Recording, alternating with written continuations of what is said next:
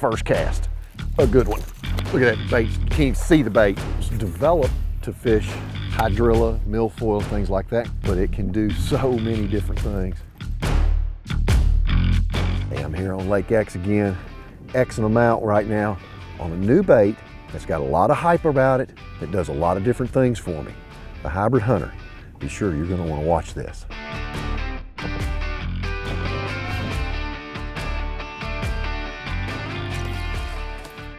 Hey, Tackle Warehouse Pro Mark Menendez here in the spring on Lake X near my home. Just got finished up with a spinnerbait vlog. Be sure and watch that one. We had some exciting things happen there, but I'm excited to get this started because I got two brothers. I got a big brother and a little brother here. No, not my cameraman, not those guys.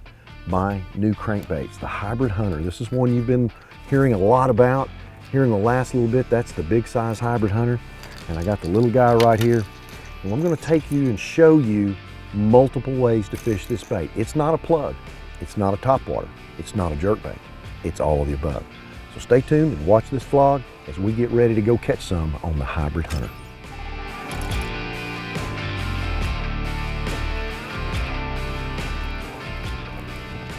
Little guy got a hold of it. I mean, now he's peanut. He's peanut, but he thinks he's bad. What you gonna do? Well, I guess you'll just come on up here. Just a little bitty 12-inch keeper. This is a private lake, and this little bass is a Florida bass. You can tell he's awful white looking, but we've clipped these fins right here to ensure we know which are which, so that we keep that Florida gene in here. We're trying to create F1 hybrids in here with the natural northern largemouth, so we put some of these in here, and that's one of the Floridas that was put in here. Go back, big boy.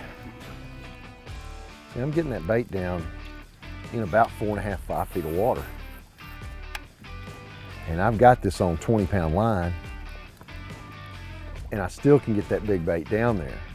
And I can jerk it and twitch it like a jerkbait. I can wind it like a plug.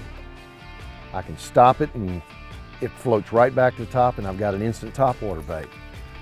That's the unique thing about this bait, is what I can do with it on one cast. I can do multiple things. Where with a square bill, I can just wind it, I can twitch it a little bit. This thing, I can make it act like a jerkbait. And then I've got a jerkbait that's the shape of a perch, a bluegill, which is a different look. It's really an enjoyable bait to fish, and it catches big ones just because of its big profile. It was developed to fish hydrilla, milfoil, things like that, crank it through the grass with that L-shaped bill. But it can do so many different things. And that's good for me as a fellow that travels the country fishing, is that being less things I have to carry in my boat at one time. I can do multiple things with it. I like baits that have multiple presentations that I can do. Wind it just like a plug. It's got a big loud rattle in it, obnoxious rattle actually.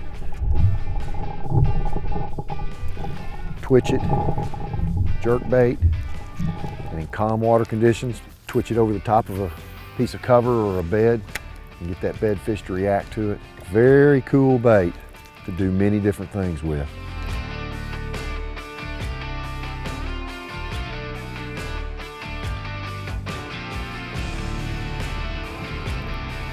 There's one little guy right in the middle of that drain. Just a little guy.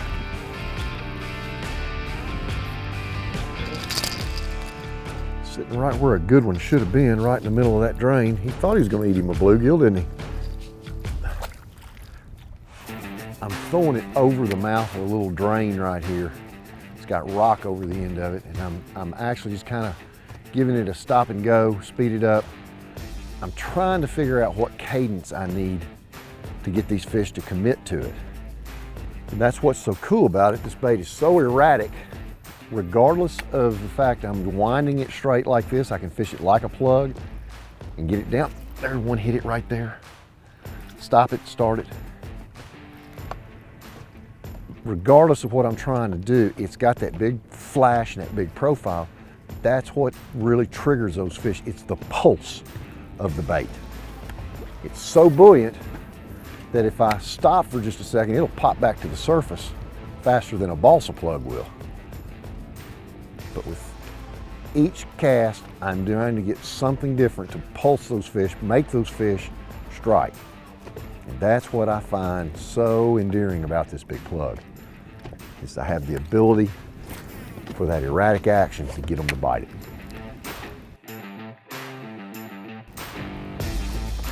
There's, golly, he slapped at it. I may have to go to that smaller one just to get one of them to go ahead and commit and eat it. Another one ticked it right there. All right. That's about the 5th bite that I've had in the last little bit. So I'm gonna go scale down in profile. I'm gonna pick up the junior size, the smaller size, same action, same attributes, but just a smaller target. Let's see if we can get one to commit to it, because I've had several of them just train wreck it and not get it. First cast, a good one. How's that for a change of pace? And I mean, he has got it all on his chin. Just had to change that profile. He's got it good. Those gamakatsus have got him real good. It's a nice fish right there. That's a nice fish right there. Get off the bank here.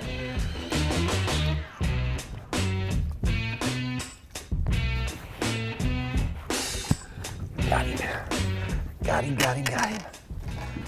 That's a good fish right there.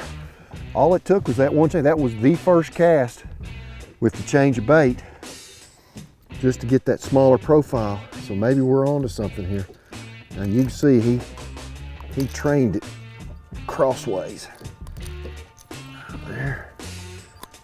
Those stern gamakatsus are so sticky sharp. There we go. That's a good one right there. Just a change in the size of the profile. First result.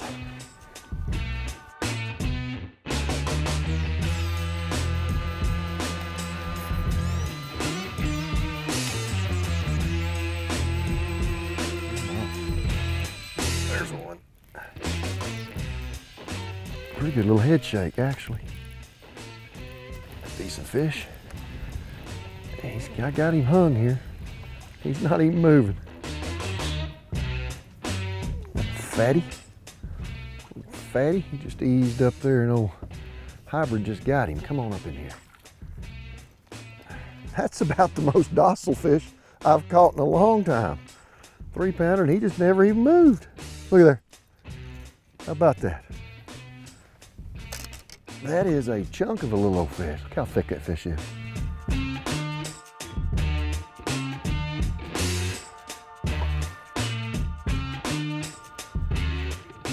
There's another one. Just a little guy, back to back. Came from the very same spot on that drain.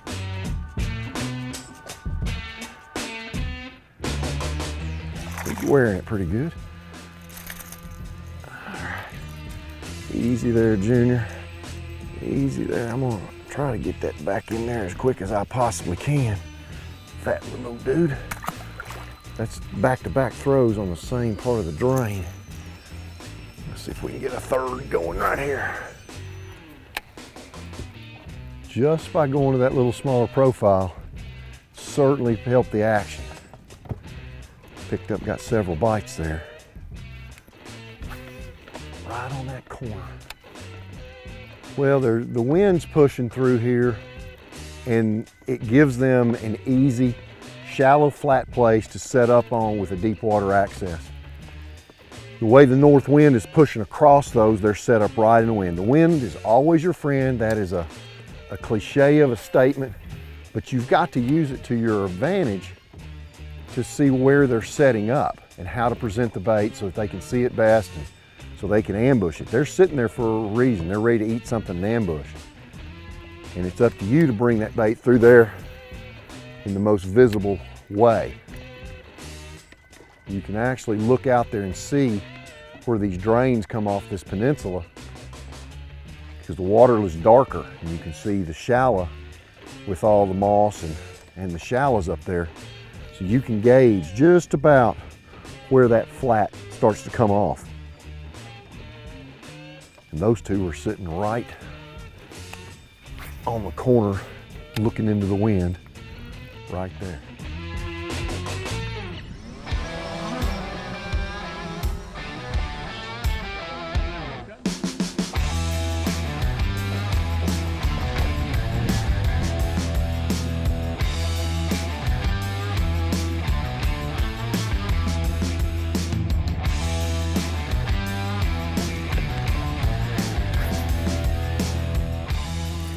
Uh-oh, there's a good one. There's a good one. A good one.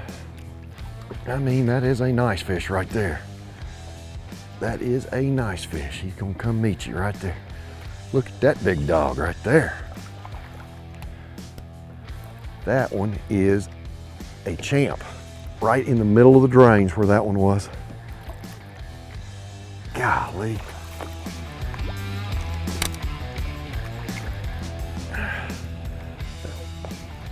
Can't get out of the water. It's like a big male, but I know it's not.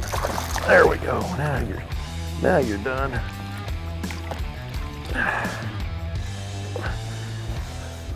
Uh-huh.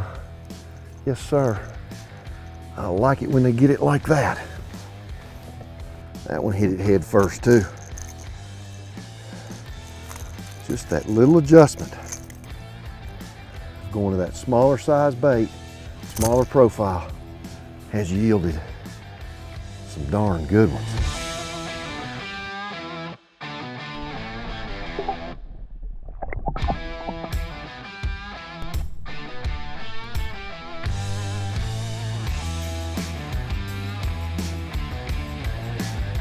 Oh, right as I lifted it out of the water.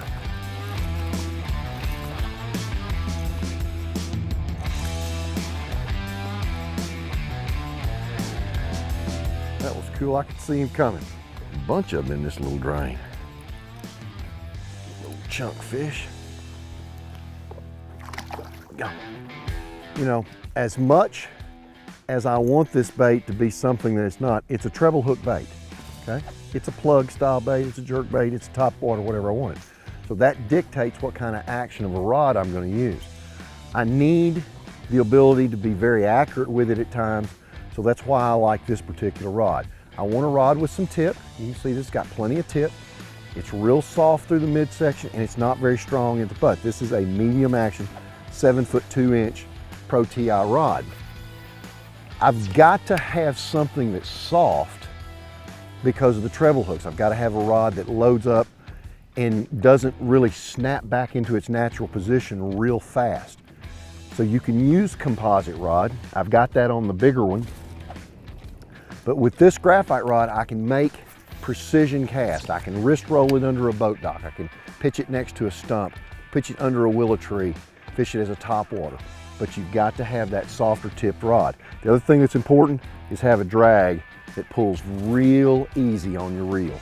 This Pro TI drag on this reel goes well. I'm throwing it on 15-pound InvisX. So I've got all the strength, but I've got to have a little bit of finesse with it too. And that's where your soft, medium action rod comes into play.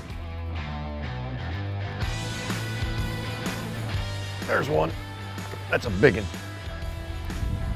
And he's just pulling. He's not a gigantor, but he's an awful nice fish. White. He's got it in the corner of his mouth. He's got some leverage on me. A big old fat, white, round bellied fella, isn't he? Look at that, he just got it in the corner of his mouth. Well, he just barely got it. That old number 4 Gamakatsu got him. There we go. That's a nice bass. Look at that fatty. It just had some leverage on me there. That is a thick one right there. Old pre-spawner.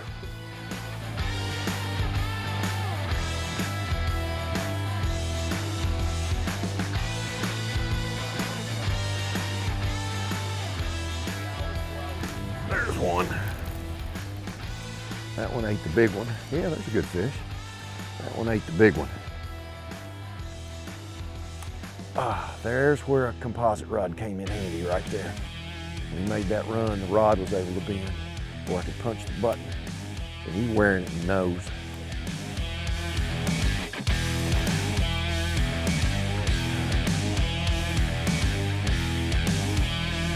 He's not even hooked in the mouth.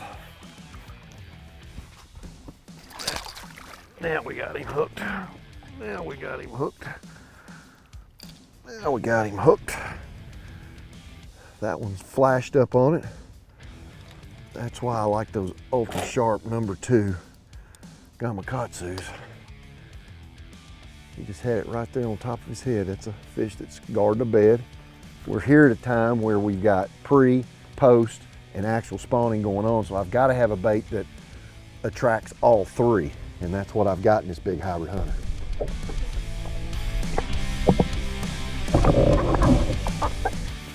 You know, this bait can be used in so many different ways, and as we go through the year, right now they're focused shallow. You've got fish coming in to spawn, you've got fish on the bed, you've got fish going out. So we know that they're up here tight, they're going to react well to something that's flashing, moving, creating a lot of chaos. As we get more towards the summer months and the grass in your lakes starts to grow and gets in that in-between where you really can't really pitch in it and drop in it good, or you can't really, just that in-between stage when it's almost ready to top out. This bait is perfect for making a long cast and literally kind of Carolina rigging it through the grass, get it down and just kind of sweep that rod through the grass. This bait with that L-shaped lip will skip right through it and come through, hit an open spot, catch a big fish. Then in the fall, what I like about it in the fall is this big profile. Bait fish are bigger, your gizzard shad become a player, and again, the erratic action is going to be a big deal. Around lay down trees, around stumps, creek channels in the back of the bay, that's where it's really going to play. So this bait does have a real position in my tackle box year round. God, that one got it up on top. That was a cool bite. Almost a wake bait bite. Good old fish right there. I mean, the best one yet. That's a good one. Look at that bait. You can't even see the bait. That's a good one. I mean, a chub. Ah, golly, come here. Come here, big one. You just think you're done with us. Go ahead, there you go. Oh, covered me with water. I can't even get the hook out of her like that. I'm just gonna belly land her. That is a straight up big one right there. What a beautiful fish that is. And you didn't think she didn't want it? You can't even see the bait. All right, let's do a little recapture here. What a cool bite that was. Just in the roof of her mouth, nowhere near her gills. Think she didn't hit that head first?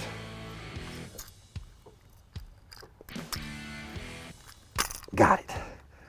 Wow, what a good one. That's a slab of a bass right there. I mean. Hybrid hunter, if you like what you've seen today, share it with your buddies. Give us a like. Enter the gear grab so you can get some of this cool stuff that we're using today here on Tackle Warehouse. I'm gonna put her back so she can get back to doing what she was getting ready to do.